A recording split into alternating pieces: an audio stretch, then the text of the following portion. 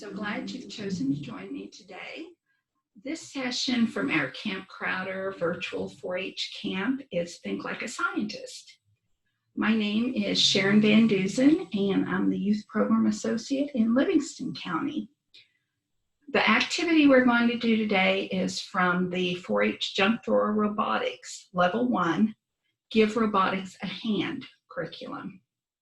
Before we get started, you'll need 30 to 60 small items.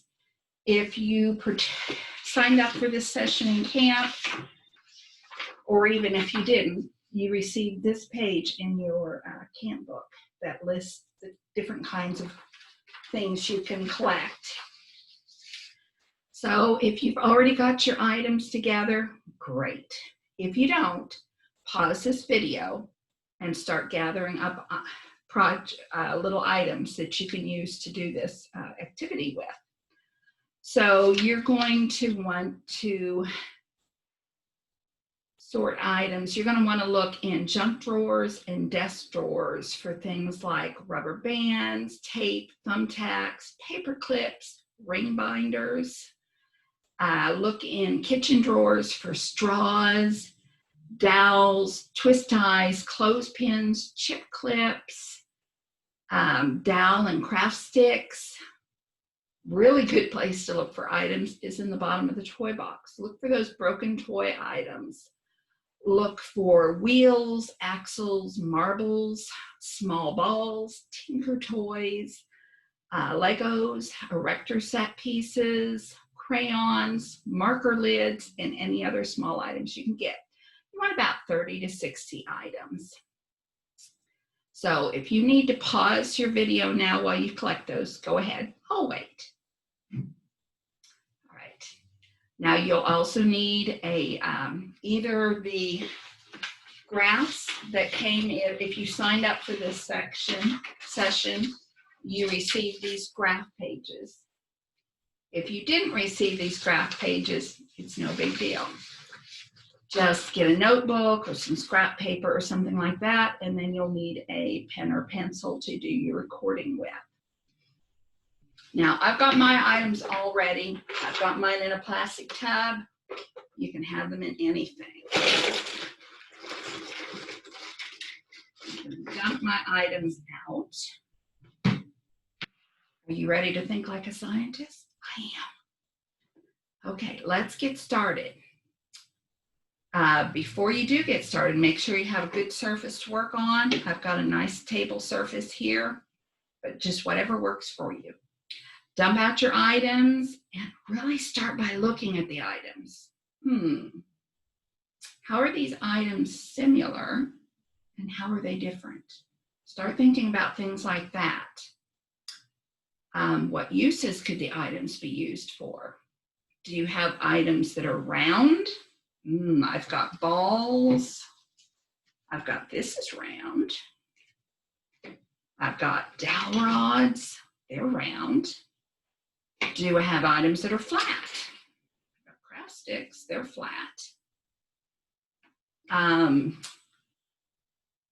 You can sort them by the shape. Are they pointy? Do they open and close? Do they clip shut? You know, paper clips, ring binders, these kind of clips, anything like that. Or you can sort them by color.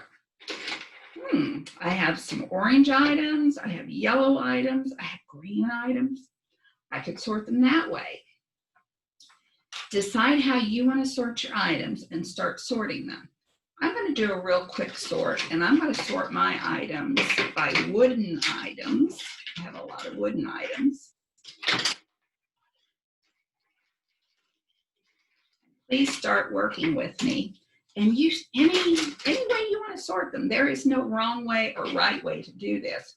What we're doing is we're really looking at them, and we're starting to think about how they're the same, how they're different. And that next step then going into that is what we can do with them afterwards. So I'm just going to do a rough sort. I've got some fuzzy items. I've got some little metal items. I've got plastic items. rubber bands and hair ties.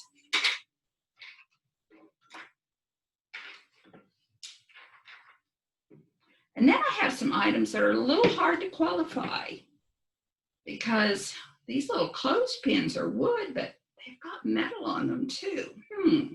Let's put them in a different pile. This is plastic. I'll put it with the plastic. Okay, do your sort. And then depending on how you've sorted them, if you have the graph pages I put in the kit, decide whether you want the one graph has listed across the colors, and you could add other colors. And then you can look at each of them, and it's a red item, but is it a square, triangle, circle, etc.? And you can break it down that way. And then all you do is count the items and record them on your graph. If you didn't use those categories, come up with your own categories. I did wooden items, so I could write down wooden. I could write down fuzzy. Plastic. Metal. All of my items, and then I could count each and I could record them. Now, if you want to pause the video while you think about this, if you've got a parent, sibling, whatever that would like to help you with this, go for it, because the more people that get in on this, the more ideas you're going to have to think about and different ways of looking at things. So pause the video if you need to, and then come back when you're done. All right, has everyone finished their sort? Did you have fun?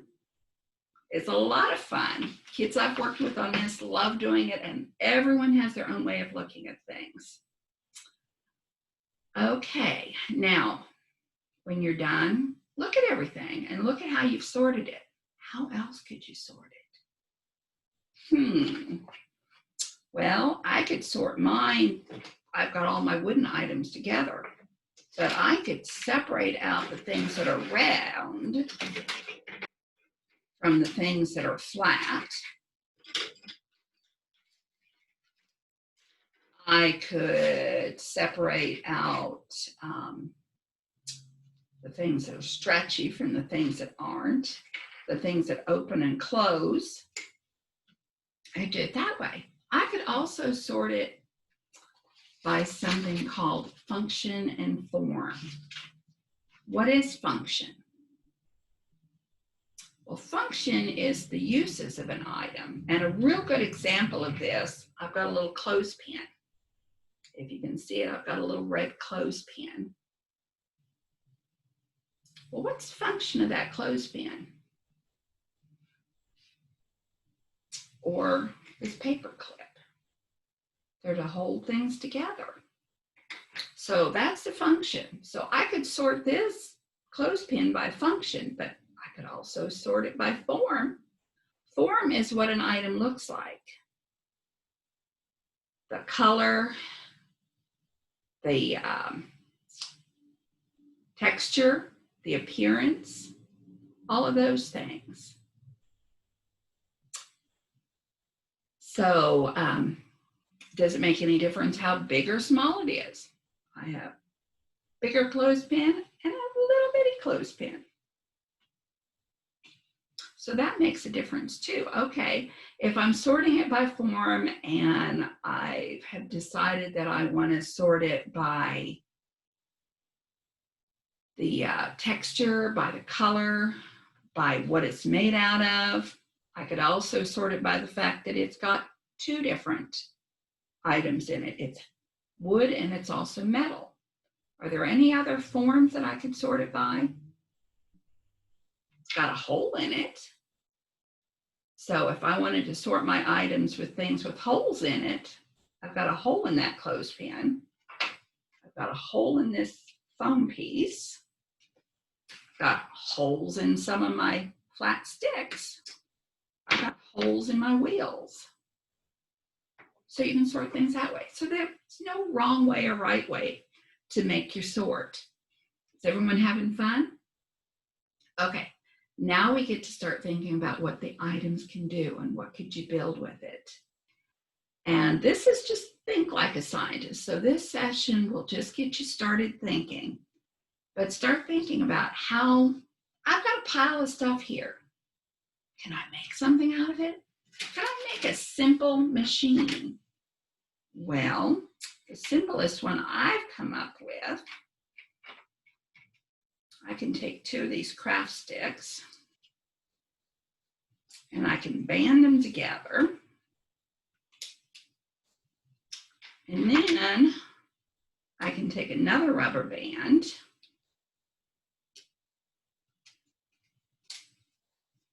and I can hold it apart. Look at that. I have a simple slingshot. So I could shoot things. I just made a machine from 2 popsicle sticks and 2 rubber bands. What would be another simple machine? I've got this. Have you ever seen marshmallow shooters or things like that? What could I do? Well, I could use this little bitty wheel and this little dowel that fits in it, and it goes right up through there. So I could put a marble or something in the end of that, or marshmallow, and I could shoot it. I made a simple marshmallow shooter from a piece of foam, a dowel stick, and a little wooden wheel.